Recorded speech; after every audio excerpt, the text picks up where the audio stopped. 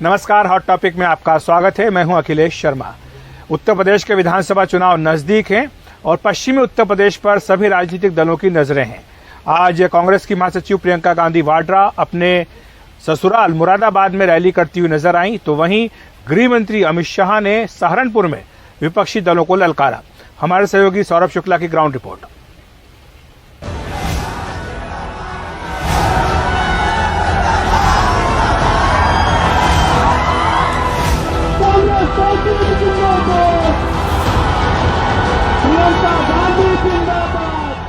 प्रियंका गांधी ने पश्चिमी उत्तर प्रदेश में प्रचार के शुरुआत के लिए अपनी ससुराल मुरादाबाद को चुना।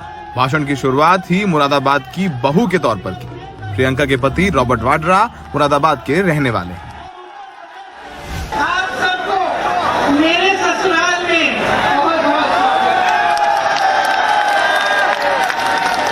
और ससुराल वालों, आपसे माफी चाहती हूँ, बहुत दिनों बाद आई हूँ, माफ होगी नहीं। प्रियंका महिला वोटरों को लुभाती नजर आई। वादा किया था कि सत्ता में आने पर लड़कियों को स्मार्टफोन और स्कूटी मिलेगी, तो मंच के सामने बकायदा कई स्कूटियों की प्रदर्शनी लगाई गई। प्रियंका बीजेपी को नौकरी ना देने और किसानों के मुद्दे पर घेरती नजर आई। 27 नवंबर को यूपी टेट की परीक्षा हुई। 22 लाख युवाओं ने मेहनत की, 2 सालों के लिए काम किया। क्या हुआ? पेपर आउट हो गया। 700 से अधिक किसान शहीद हुए। उन 700 शहीदों के लिए प्रधानमंत्री जी 2 मिनट के लिए भी संसद में मौन नहीं रहे। 2017 में साथ मिलकर चुनाव लड़ चुके अखिलेश यादव पर भी प्रियंका हमला करते नजर आईं। उन्नाव और हाथरस में महिलाओं पर अत्याचार हुआ, उनको जलाया गया। क्या अखिलेश जी आए? जीप के नीचे किसानों को कुचला गया। क्या अखिलेश जी आए? जिस वक्त प्रियंका गांधी मुरादाबाद में बीजेपी पर बरस रही थीं, उसी वक्त केंद्रीय गृह मंत्री अमित शाह और मुख्यमंत्री योगी आदित्यनाथ भी सहारनपुर में अपने भाषणों में पाकिस्तान, राम मंदिर और यूपी की कानून व्यवस्था पर बात करते नजर आए। पुलवामा में किया, मगर उनको मालूम नहीं था सरकार बदल गई है। मनमोहन सिंह जी नहीं है, नरेंद्र मोदी प्रधानमंत्री बन गए हैं। सपा बसपा कांग्रेस की सरकार नहीं है, भाजपा सरकार है। एयर स्ट्राइक और सर्जिकल स्ट्राइक कर कर पाकिस्तान के घर में घुसकर जवाब देने का काम नरेंद्र मोदी जी ने किया। ताना लगाया था वही मंदिर बनाएंगे मगर तिथि नहीं बताएंगे। अखिलेश बाबू देख लीजिए, प्रधानमंत्री जी ने आज अयोध्या में आसमान को छूने वाला राम मंदिर के निर्माण का काम किया।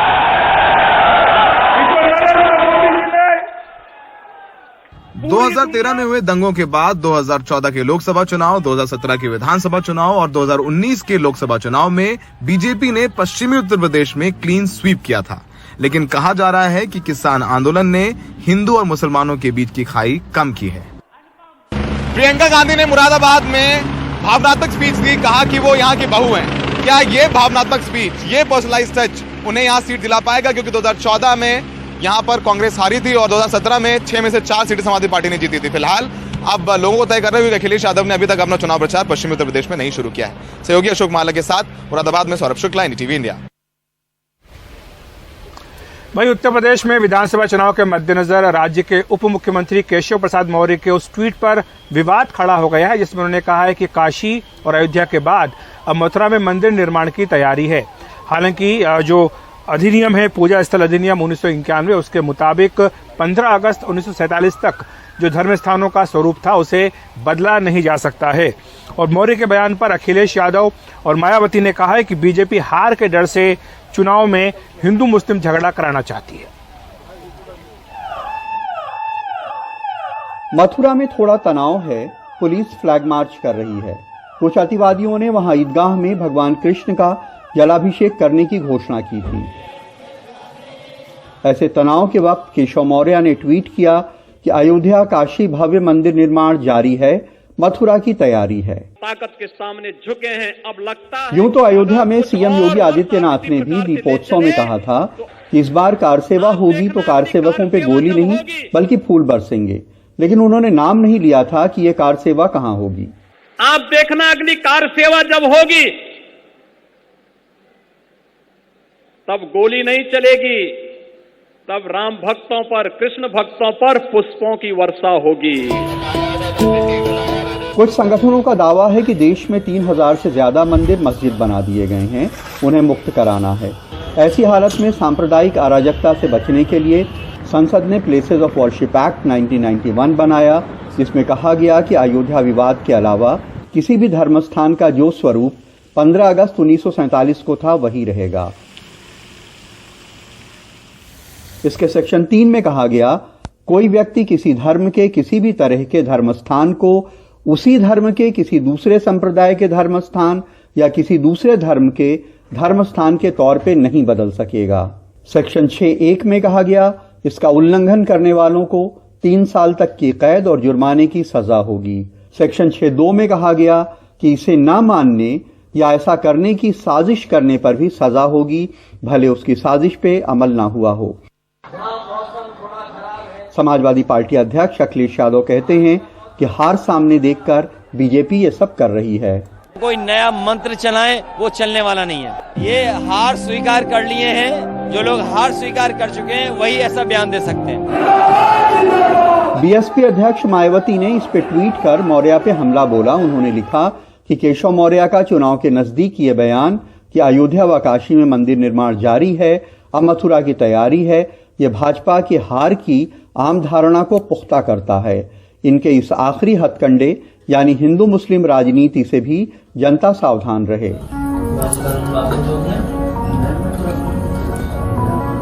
मथुरा की एक बड़ी आबादी मंदिर और तीर्थ यात्रियों से ही रोजी पाती है। इनमें तमाम मुसलमान भी शामिल हैं जो ठाकुर जी के वस्त्रों पे कढ़ाई और सीने का काम करते हैं। लेकिन ईदगाह में जलाभिषेक के ऐलान से तमाम लोग अंदेशों से घिरे हैं। हालांकि ऐलान अब वापस हो गया है, लेकिन शहर के उलेमा ने इस पे एक मीटिंग कर मुसलमानों से एहतियात बरतने की अपील की। मुसलमान भाई जैसे कि अपनी अपनी मसाजिदों में नमाज अदा करते थे पहले, उसी तरीके अपने महल्ले की अपनी अपनी मसाजिदों में नमाज अदा करें। शाही मस्जिद ईदगाह जो है वहाँ मतलब ज़्यादा भीड़ मतलब जो है उस पर अपनी पाबंदी करें और वहाँ ज़्यादा जमा होने की कोशिश ना करें। कानून के जानकार कहते हैं कि इस तरह की बयानबाजी पार्लियामेंट के बनाए हुए कानून का उल्लंघन है और चुनाव के वक्त इससे वहां तनाव भी हो सकता है। लेकिन बहरहाल यूपी में चुनाव है और चुनाव में यहां बहुत कुछ होता रहता है। मथुरा में सौरभ गौतम, लखनऊ में कैमरामैन विनीत वर्मा के साथ कमाल खान, एनडीटीवी इंडिया। कल ममता बनर्जी ने कहा कि देश में यूपीए है ही नहीं। इसके बाद कांग्रेस की ओर से उन पर ताबड़तोड़ हमले शुरू हो गए हैं। कई कांग्रेस नेताओं ने ममता बनर्जी की जमकर आलोचना की है। दिग्विजय सिंह ने तो यहां तक कह दिया कि ममता बनर्जी ने बीजेपी से हाथ मिला लिया है। आपको लगता है कि शरद जी को अब यूपीए का नेतृत्व करना चाहिए, चेयरमैन बनाना चाहिए? क्या यूपीए? अभी यूपीए नहीं है। यूपीए क्या है? करेगा बैठ के? कोई यूपीए नहीं है का ममता बनर्जी का बयान कांग्रेस को बहुत नागवार गुजरा है। अब तक तृणमूल को साथ लेकर चलने की बात करने वाली कांग्रेस के बड़े नेताओं ने ममता बनर्जी के खिलाफ मोर्चा खोल दिया है। तो ये ऐसा कहना कि राहुल गांधी जी फील्ड में नहीं है, वहाँ नहीं है, ये देखो व्यक्तिगत किसी की टिप्पणी। हम सब मिलके बीजेपी का मुकाबला करना है। ममता बनर्जी ने राहुल गांधी के विदेशों में रहने की बात भी की, जिसे कांग्रेस व्यक्तिगत हमला मान रही है।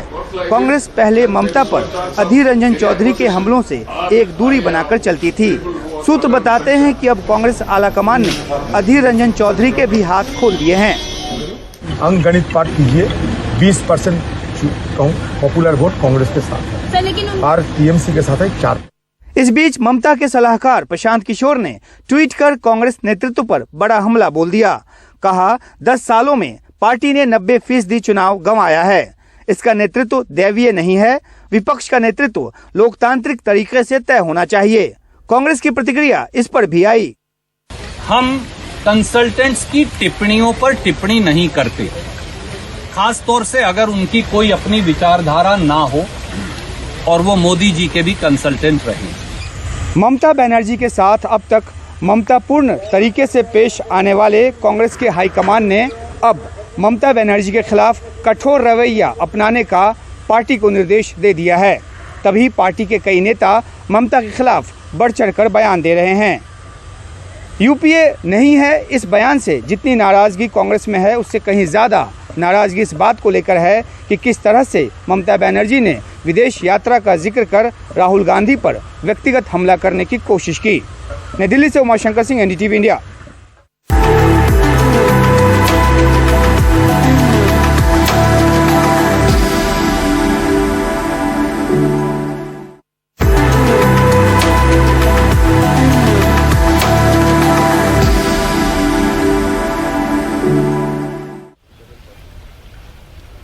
सरकार संसद के इसी शीतकालीन सत्र में क्रिप्टो करेंसी को लेकर एक बिल रखने जा रही है।